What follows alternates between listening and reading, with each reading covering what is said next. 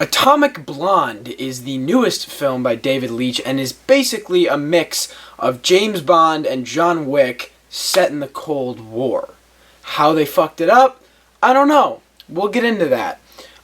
It is directed, as I said, by David Leitch and stars Charlize Theron and James McAvoy.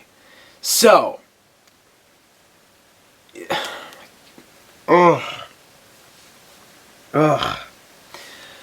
every poster I've seen for this movie has, not every poster, has that fucking quote at the beginning of it that says, everybody is talking about the stairwell scene. They're right. And people should be talking about that scene. Because that scene is awesome. That scene is incredible.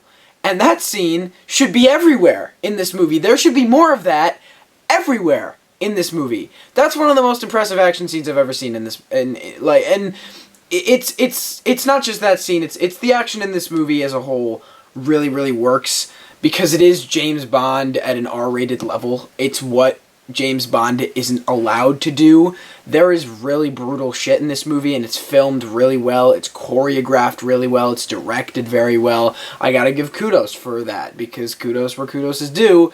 That is done phenomenally. The action is great. And that's not the only good thing about this movie. The tone is very interesting. There's this very distinct color palette to this film. It's very blue, and every time it goes away from that, you know there's either a different character that's being focused on in that particular scene, or something interesting is going to happen. It's actually very interesting. I thought, out of anyone, David Leitch did the best job with this movie. I thought he really knew what he wanted this thing to be when he sat down in the director's chair, and he was able to produce something that I assume he's probably pretty happy with. The performances in this movie are solid. Charlize Theron plays kind of a generic character, but she makes that character interesting. She does play female James Bond. She plays this ruthless spy that doesn't really give a shit who she kills and doesn't really show any emotion because that suits her persona that she set up for herself. She's James Bond, but a female version. I'm not saying that is a bad thing. That's kind of cool. I'm fine with that. But if they ever make, like, Jane Bond as opposed to James Bond, I'm gonna be upset, because that's pointless and unnecessary. Just, like, make a female spy franchise. Please, just do that. She's good in this movie. I liked her. It's not her best performance. It's certainly not her worst. James McAvoy was much more interesting for me, because he actually had more of a character. Like, I don't know, he always had me interested in him, because he's a different individual than you'd expect in a movie like this. You don't really know what to think of him the entire time. He's kind sometimes, he's funny sometimes, he can be ruthless sometimes, you can think he's an asshole sometimes, you can think he's greedy sometimes, and he really pulls that off in his character. We've seen James McAvoy be able to be very versatile. We saw it earlier this year in Split. We've seen it all across his acting career. I think he's a great actor. I think he's got a lot of potential in the future for filmmaking to come, when he eventually stops making X-Men movies. The other performances are fine. Sofia Boutella is pretty good. John Goodman is playing John Goodman. He's not having a performance, he's just talking. Same with Toby Jones. Neither of them are really given much to act to. Those things are good in this movie. I like those things about this movie. And to be honest with you, those things are probably worth the price of admission. I'd check this movie out. It's fun. It's entertaining. It's intense during the action scenes, but it gave me a fucking migraine, because the plot of this movie is one of the most convoluted things I've ever seen in my life. It takes this movie from being good to being pretty bad, actually, and the average moviegoer is going to not give a shit about that and just watch the cool action scenes. And if you can do that, I'm glad you can do that. But I shit you not, there has not been a time that I can remember where I walked out of the movie actually not knowing what happened, and I was supposed to. Like, not understanding what happened in the movie. And at first I thought it was a me thing. At first I was like, maybe I missed something, maybe I'm still missing something, maybe I'm just tired, not into this thing, I don't know what it was. It wasn't until around halfway through the movie when my friend leaned over to me and said, "Do you have any idea what's going on?" And I said, "No." That's when I realized it was a problem with the movie. And that's so interesting to me, because the bare plotline is so generic. It's so generic. It's a Mission Impossible movie. It's the first Mission Impossible movie. It's the same fucking plot. They have to find this list that's going to be leaked that has all of the identities of these undercover agents or whatever the hell. At the same time, they're trying to find a double agent.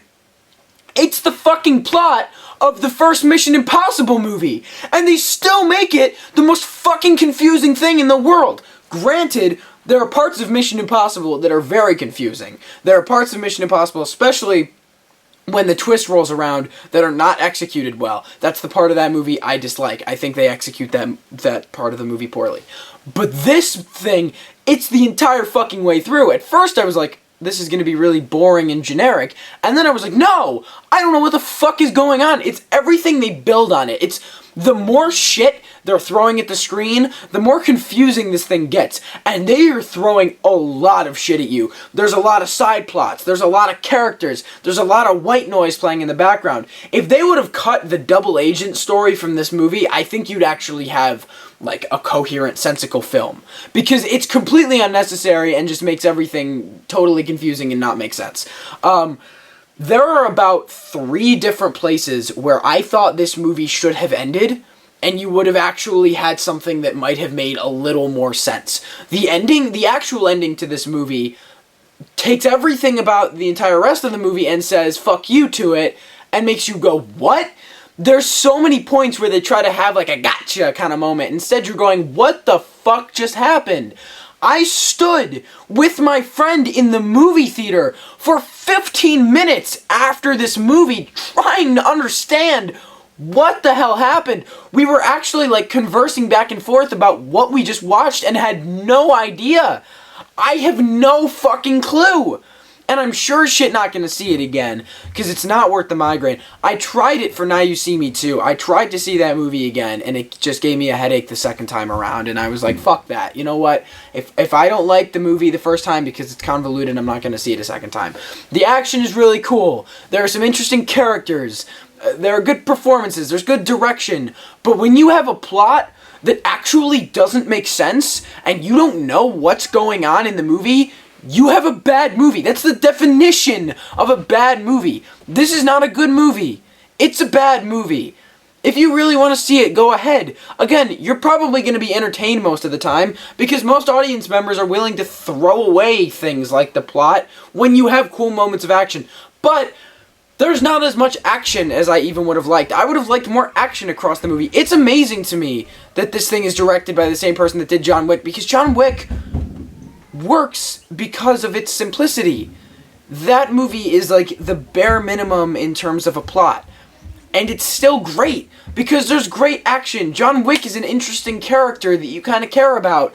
There are things that work constantly through that movie that are distracting you from the fact that the plot is so simple. This thing, the plot is like a bulging tumor. In the rest of this movie, it's the only thing you're paying attention to. And it's infuriating, because I wanted to be enjoying all the other things, and I couldn't. I personally don't know if I'd recommend this movie. I don't know. Maybe. I don't know. If you got nothing else to do, fuck it, I guess. If you've seen Dunkirk and Baby Driver already, check it out. Fuck it. I don't know. Why not? Why not? So, what did you guys think? Have you seen Atomic Blonde? Have you not seen Atomic Blonde? Did you like it? Did you not like it? Do you agree with me? Do you disagree with me? Let me know in the comments below. If you enjoyed, leave a like, subscribe. I hope you guys enjoyed, and I will see you all next time.